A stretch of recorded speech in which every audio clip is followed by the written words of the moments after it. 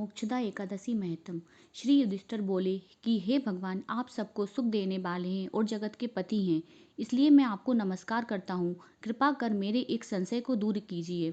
मार्गशीर्ष माह के शुक्ल पक्ष की एकादशी का नाम क्या है? उस दिन कौन से देवता की पूजा की जाती है और उसकी विधि क्या है?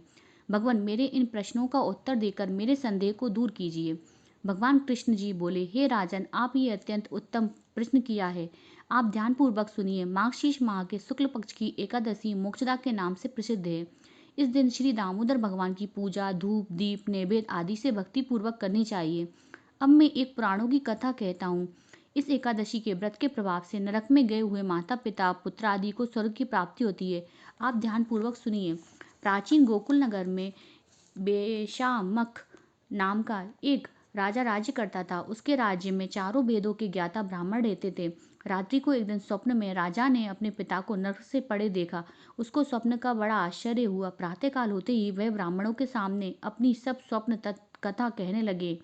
हे ब्राह्मणों, रात्रि को स्वप्न में मैंने अपने पिता को नरक में पड़ा देखा।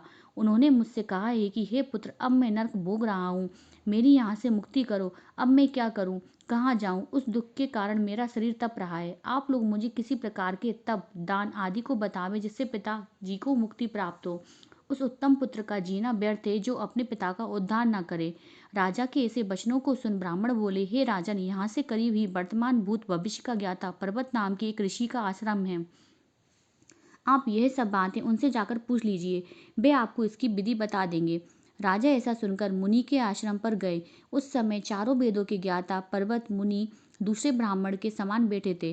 राजा ने जाकर उनको साष्टांग प्रणाम किया। पर्वत मुनि ने उससे सांगोपांग कुशल क्षेम पूछी। तब राजा बोले, हे देवर्षि, आपकी कृपा से मेरे राज्य में सब कुशल है, परंतु मेरे मन में अशांति रहती है, इसका कुछ उपाय कीजिए। ऐसा सुनकर पर्वत मुनि ने एक मुहूर्त के लिए नेत्र बंद करे लिए और भूत भविष्य को बचाने लगे। फिर बोले कि हे राजन, मैंने योग बल के द्वारा तुम्हारे पिता के समस्त कुकर्मों का ज्ञान प्राप्त कर लिया है।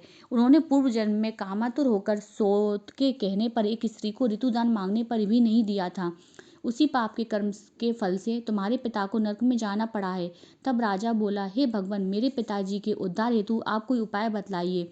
तब पर्वत मुनि बोले, हे राजन, मार्गशीर्ष माह के शुक्ल पक्ष में जो एकादशी होती है, उस एकादशी को आप उपवास करें और पुण्य को अपने पिता को संकल्पित छोड़ दें। उस एकादशी के पुण्य के प्रभाव से अवश्य ही आपके पिता की मुक्ति होगी। मुनि के वचनों को सुनकर राजा अपने महल को आया और कुटुंब सहित मोक्षदा एकादशी का उपवास किया। उस उपवास के पुण्य को राजा ने अपने पिता को संकल्प छोड़ दिया। उस पुण्य के प्रभाव से राजा के पिता की मुक्ति मिली और स्वर्ग में जाते हुए अपने पुत्र से बोला, हे पुत्र, तेरा कल्याण हो। यह कहकर स्वर्ग को चला गया। मार्गशीर्ष माह के शुक्ल पक्ष की मोक्षदा एकादशी का जो व्रत करते हैं, उनके समस्त पाप नष्ट हो जाते हैं और अंत में स्वर्ग लोक को जाते हैं। इस व्रत से बढ़कर मोक्ष देने वाला दूसरा कोई व्रत नहीं है। इस कथा को सुनने व पढ़ने से वाजपेयी यज्ञ का फल मिलता है। जय हो ग्यारस मैया का महत्तम। ग्यारस मैया की जय। विष्णु भगवान की जय।